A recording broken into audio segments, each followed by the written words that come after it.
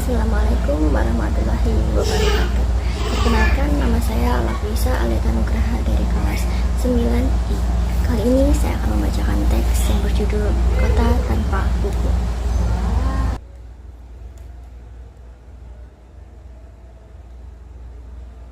Pernahkah kau ke toko buku, perpustakaan, atau taman bacaan?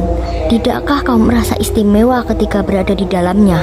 Di sekelilingmu ada berbagai tokoh dari dunia nyata dan khayal, tempat yang pernah kau kunjungi dan yang belum, informasi dan cerita dari masa lalu, masa kini, dan masa depan. Semua berpadu, semua berada dalam genggamanmu. Saat berada di antara buku, tidakkah kau merasa menjadi raja dan ratu? Ruang dan waktu seolah menyatu tanpa batas. Kau bisa terbang melintasi sekat negara dan melewati berbagai zaman. Kau bisa menyelam ke dalam samudra, melayang di angkasa, bercanda dengan aneka satwa, dan berkelana di tengah padatnya kota, juga di rimba raya. Kau tahu, buku adalah jendela dunia, kunci pengetahuan, dan pintu wawasan. Muhammad Hatta, sang proklamator, berkata, "Aku rela dipenjara asalkan bersama buku, karena dengan buku aku bebas." Melalui buku, manusia terbebas dari ketidaktahuan. Tempat-tempat yang dipenuhi buku adalah harapan berkembangnya pengetahuan dan wawasan. Apa jadinya jika kota tanpa buku? Pantaskah dia disebut kota? Di kota itu, mungkin kabar datang dari sumber lain, dari koran, televisi, atau internet. Mungkin informasi dan cerita datang dari cerita nenek moyang, bagai dongeng-dongeng sebelum tidur. Irama warganya pun tiada beda. Bangun pagi, bertebaran di muka bumi untuk berbagai keperluan, untuk kembali pulang siang atau sore harinya. Setelah itu, mereka berangkat tidur dan memulai lagi hari berikutnya.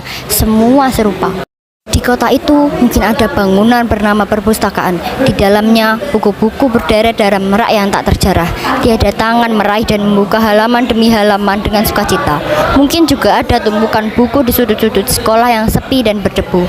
Jarang dikunjungi, jarang dibaca. Buku-buku di sana teronggok tanpa nyawa. Bagaimana dengan kotamu? Mungkin kau tinggal di tengah kota yang megah, atau di gang sempit, di desa terpencil, di sisi pesisir, atau di kaki gunung. Adakah perpustakaan, taman bacaan, atau toko buku di dekat rumahmu? Jika ada, apakah tempat itu menjadi wadah berkumpulnya anak-anak dan warga, menjadi pusat berkembangnya wawasan dan pengetahuan, atau hanya menjadi pajangan? Maukah kau menjadi orang yang menghidupkannya? Kau bisa mengunjunginya dan mengajak teman-teman membaca dan berbagi cerita di sana. Jadikan tempat itu sumber kegembiraan dan pengetahuan.